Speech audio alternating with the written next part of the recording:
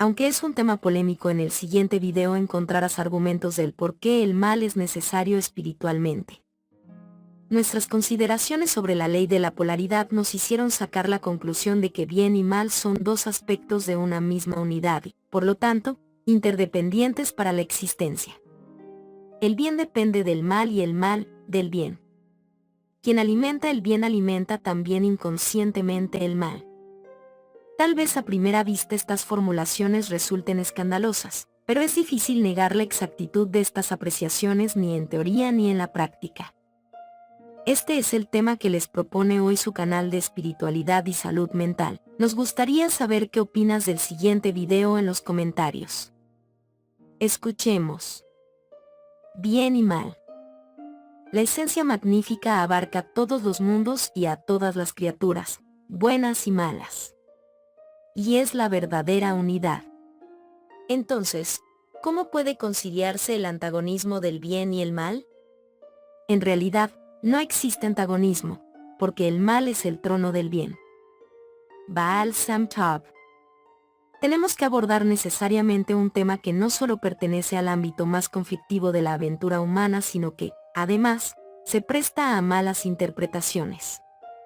Es muy peligroso limitarse a entresacar de la filosofía que nosotros exponemos solo alguna que otra frase o pasaje aquí y allá y mezclarlos con ideas de otras filosofías. Precisamente la contemplación del bien y del mal provoca en los seres humanos profundas angustias que fácilmente pueden empañar el entendimiento y la facultad de raciocinio. A pesar de los peligros, nosotros nos atrevemos a plantear la pregunta que rehuían Fortas, acerca de la naturaleza del mal.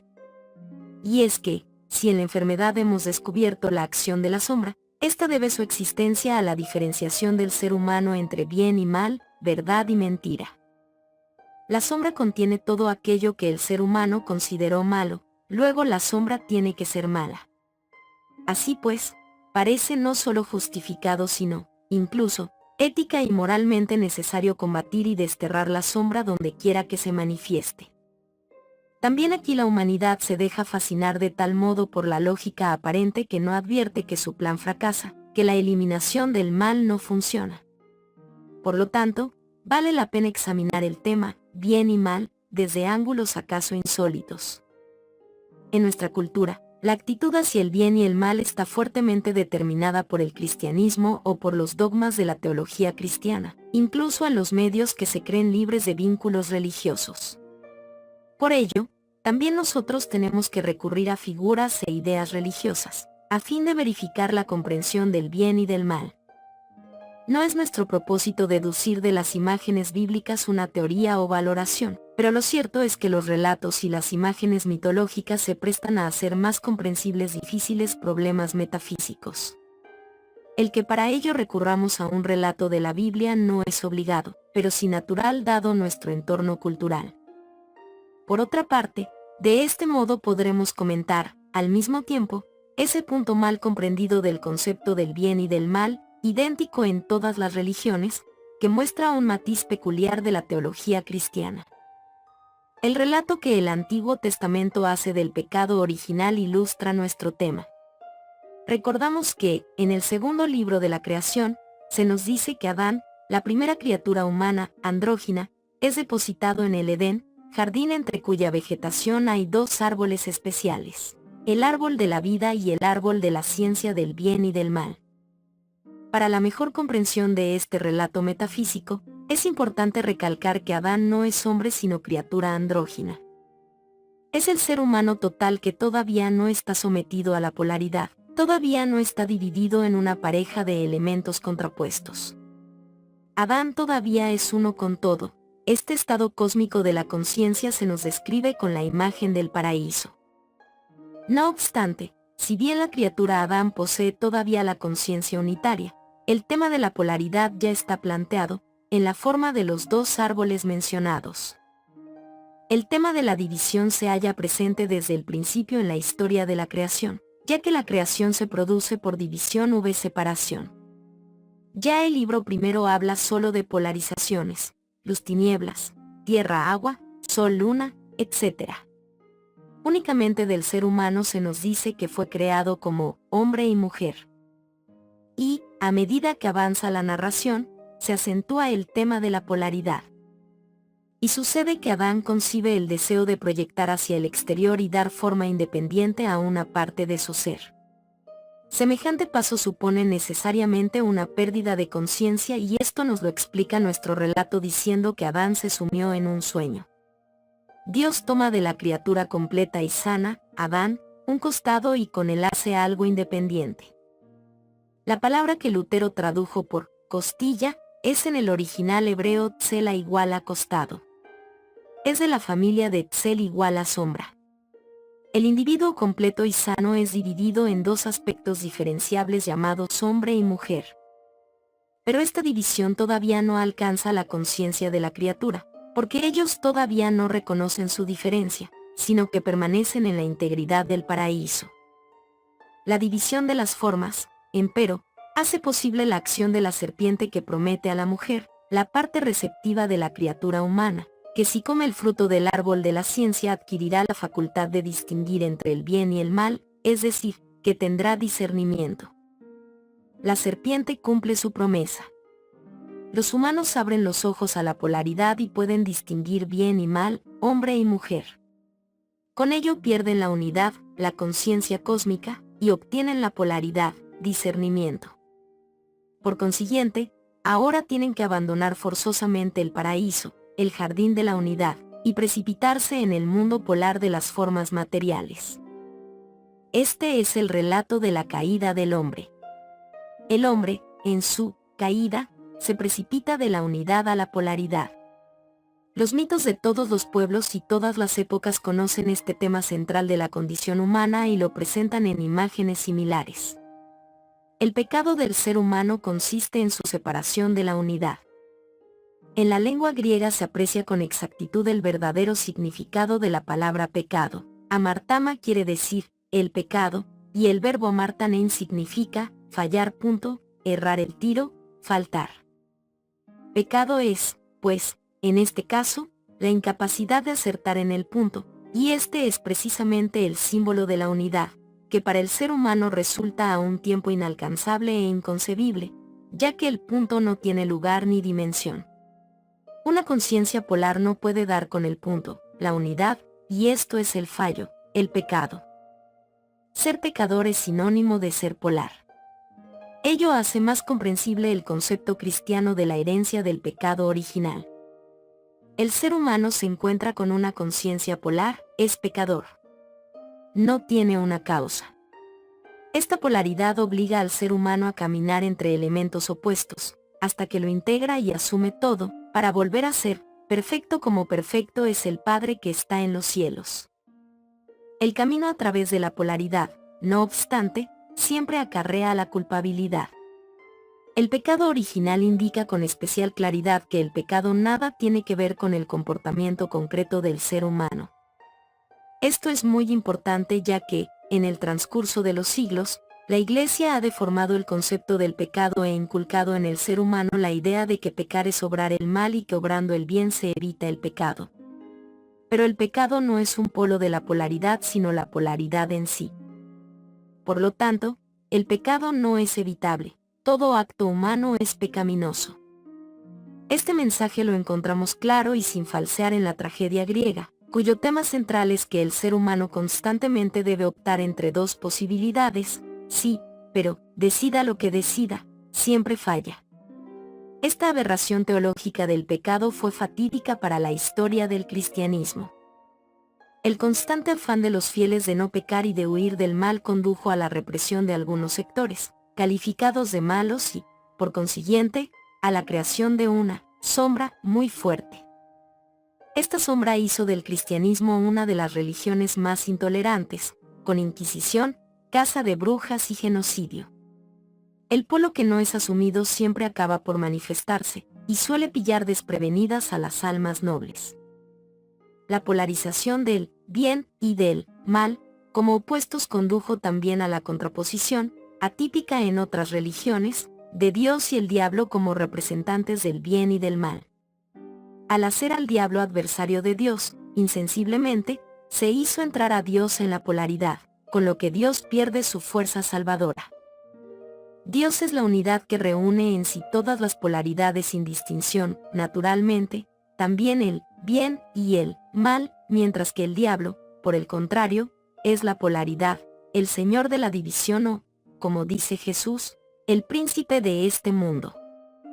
Por consiguiente, siempre se ha representado al diablo, en su calidad de auténtico señor de la polaridad, con símbolos de la división o de la dualidad, cuernos, pezuñas, tridentes, pentagramas, con dos puntas hacia arriba, etc.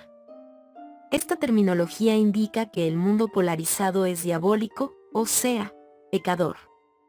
No existe posibilidad de cambiarlo. Por ello, todos los guías espirituales exhortan a abandonar el mundo polar. Aquí vemos la gran diferencia que existe entre religión y labor social. La verdadera religión nunca ha emprendido la tentativa de convertir este mundo en un paraíso, sino que enseña la forma de salir del mundo para entrar en la unidad. La verdadera filosofía sabe que en un mundo de polaridades no se puede asumir un único polo. En este mundo, hay que pagar cada alegría con el sufrimiento.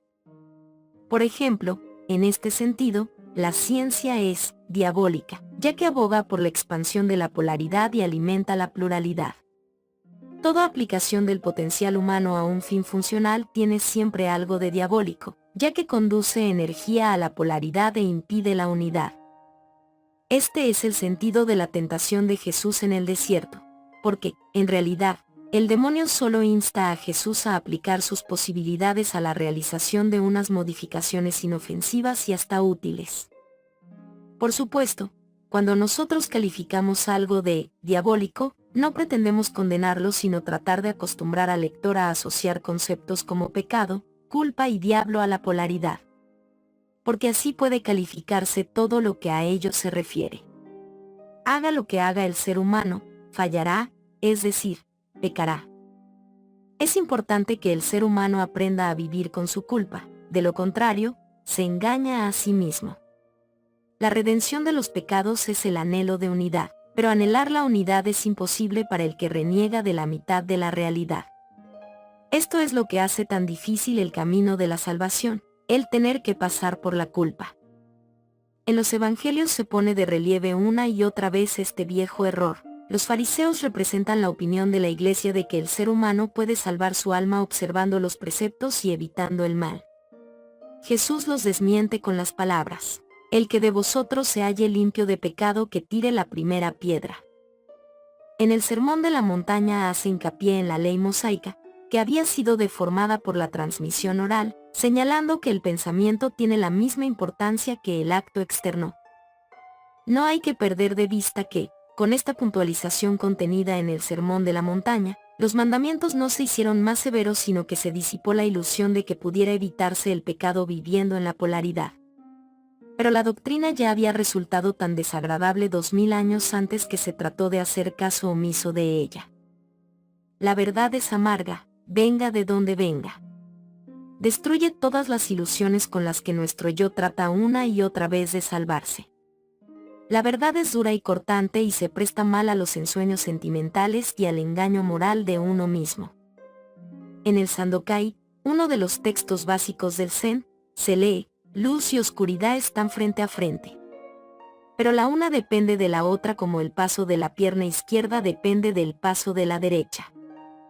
En el verdadero libro de las fuentes originales, podemos leer la siguiente: prevención contra las buenas obras.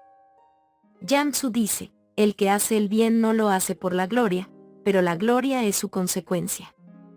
La gloria no tiene nada que ver con la ganancia, pero reporta ganancia. La ganancia no tiene nada que ver con la lucha, pero la lucha va con ella. Por lo tanto, el justo se guarda de hacer el bien. Sabemos que gran reto supone cuestionar el principio, considerado ortodoxo, de hacer el bien y evitar el mal. También sabemos que este tema forzosamente suscita temor, un temor que el individuo conjura aferrándose convulsivamente a las normas que han regido hasta ahora. A pesar de todo, hay que atreverse a detenerse en el tema y examinarlo desde todos los ángulos. No es nuestro propósito hacer derivar nuestras tesis de tal o cual religión, Pero la mala interpretación del pecado que hemos expuesto más arriba ha determinado el arraigo en la cultura cristiana de una escala de valores que nos condiciona más de lo que queremos reconocer.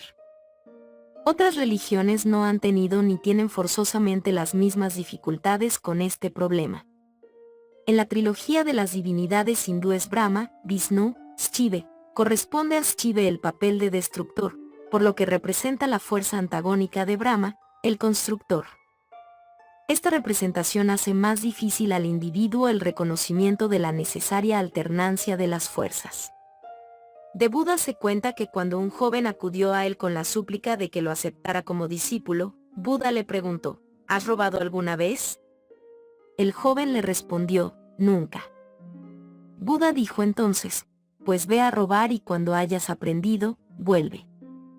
El versículo 22 del Shinjinmei, el más antiguo y sin duda más importante texto del budismo zen, dice así, si queda en nosotros la más mínima idea de la verdad y el error, nuestro espíritu sucumbirá en la confusión. La duda que divide las polaridades en elementos opuestos es el mal, pero es necesario pasar por ella para llegar a la convicción. Para ejercitar nuestro discernimiento, necesitamos siempre dos polos, pero no debemos quedarnos atascados en su antagonismo, sino utilizar su tensión como impulso y energía en nuestra búsqueda de la unidad. El ser humano es pecador, es culpable, pero precisamente esta culpa lo distingue, ya que es prenda de su libertad. Nos parece muy importante que el individuo aprenda a aceptar su culpa sin dejarse abrumar por ella. La culpa del ser humano es de índole metafísica y no se origina en sus actos. La necesidad de tener que decidirse y actuar es la manifestación física de su culpa. La aceptación de la culpa libera del temor a la culpabilidad. El miedo es encogimiento y represión, actitud que impide la necesaria apertura y expansión. Se puede escapar del pecado esforzándose por hacer el bien, lo cual siempre tiene que pagarse con el repudio del polo opuesto. Esta tentativa de escapar del pecado por las buenas obras solo conduce a la falta de sinceridad. Para alcanzar la unidad hay que hacer algo más que huir y cerrar los ojos. Este objetivo nos exige que, cada vez más conscientemente, veamos la polaridad en todo, y sin miedo, que reconozcamos la conflictividad del ser, para poder unificar los opuestos que hay en nosotros. No se nos manda evitar sino redimir asumiendo. Para ello es necesario cuestionar una y otra vez la rigidez de nuestros sistemas de valoración, reconociendo que, a fin de cuentas, el secreto del mal reside en que en realidad no existe. Hemos dicho que, por encima de toda polaridad, está la unidad que llamamos Dios o la luz. En un principio la luz era la unidad universal. Aparte de la luz no había nada, o la luz no hubiera sido el todo. La oscuridad no aparece sino con el paso a la polaridad, cuyo fin es única y exclusivamente el de hacer reconocible la luz.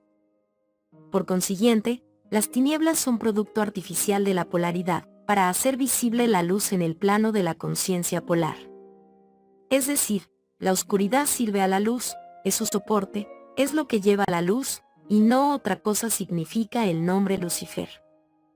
Si desaparece la polaridad, desaparece también la oscuridad, ya que no posee existencia propia. La luz existe, la oscuridad no.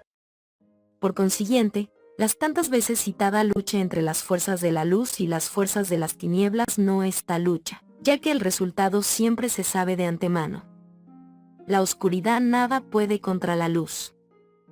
La luz, por el contrario, inmediatamente convierte la oscuridad en luz, por lo cual la oscuridad tiene que rehuir la luz para que no se descubra su inexistencia.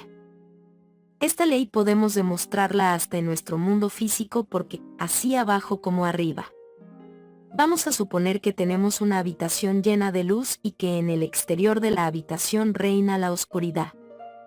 Por más que se abran puertas y ventanas para que entre la oscuridad, esta no oscurecerá la habitación sino que la luz de la habitación la convertirá en luz. Si abrimos las puertas y ventanas, también esta vez la luz transmutará la oscuridad e inundará la habitación.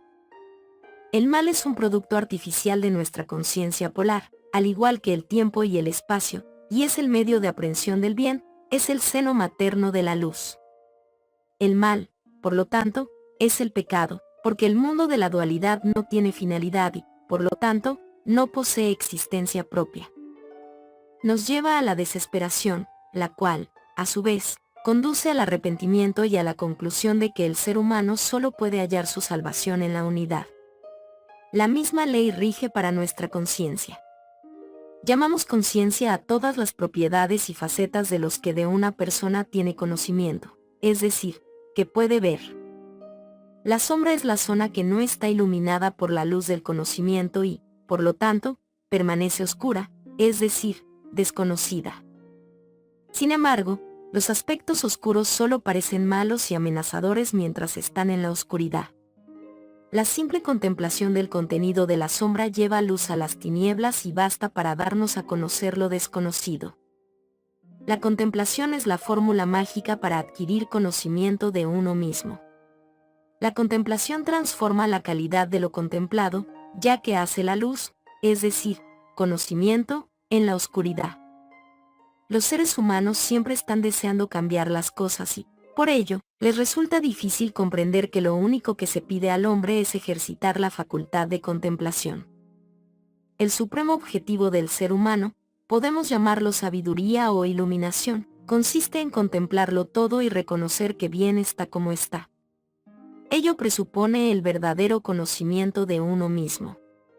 Mientras el individuo se sienta molesto por algo, mientras considere que algo necesita ser cambiado, no habrá alcanzado el conocimiento de sí mismo.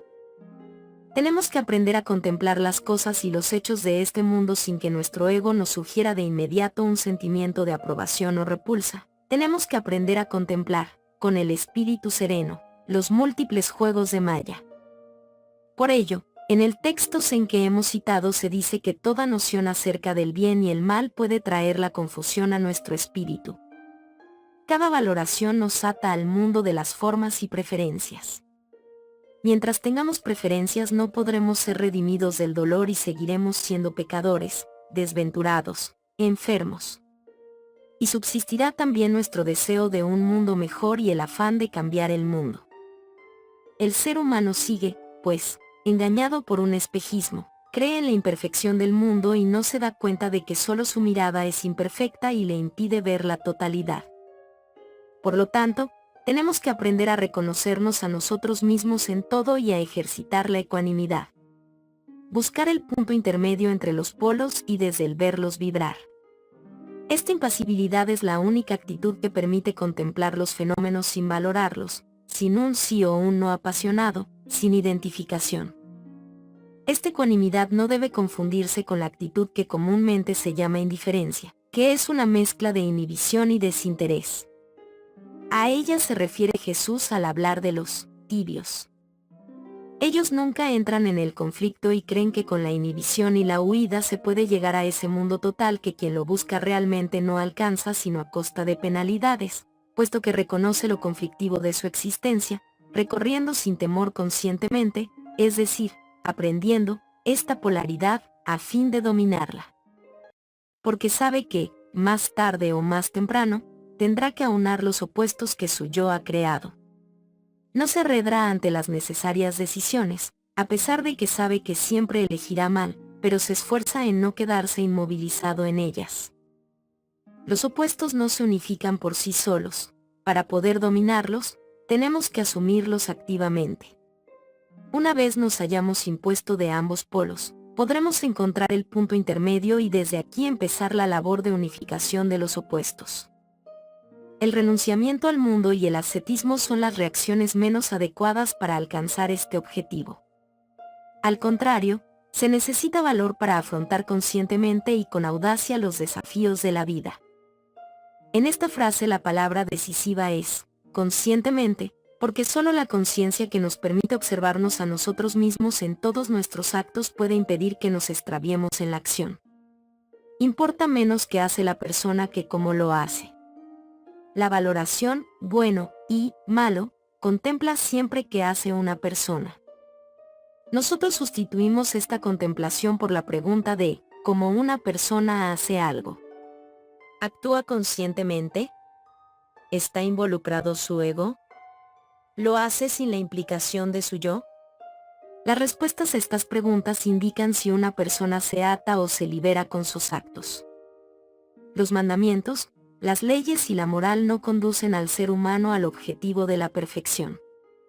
La obediencia es buena, pero no basta, porque también el diablo obedece. Los mandamientos y prohibiciones externos están justificados hasta que el ser humano despierta al conocimiento y puede asumir su responsabilidad. La prohibición de jugar con cerillas está justificada respecto a los niños y resulta superflua cuando los niños crecen.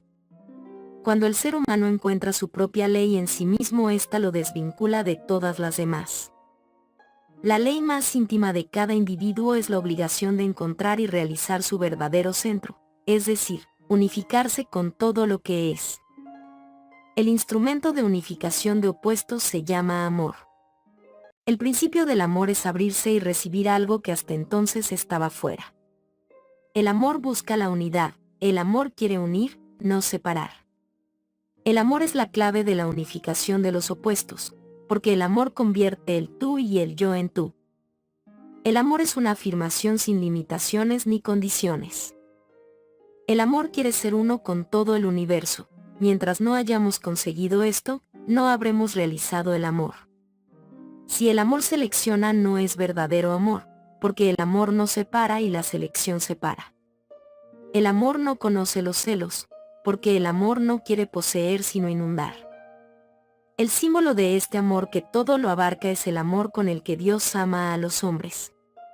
Aquí no encaja la idea de que Dios reparte su amor proporcionalmente. Y, menos aún, los celos porque Dios quiera a otros. Dios, la unidad, no hace distinciones entre bueno y malo, y por eso es el amor.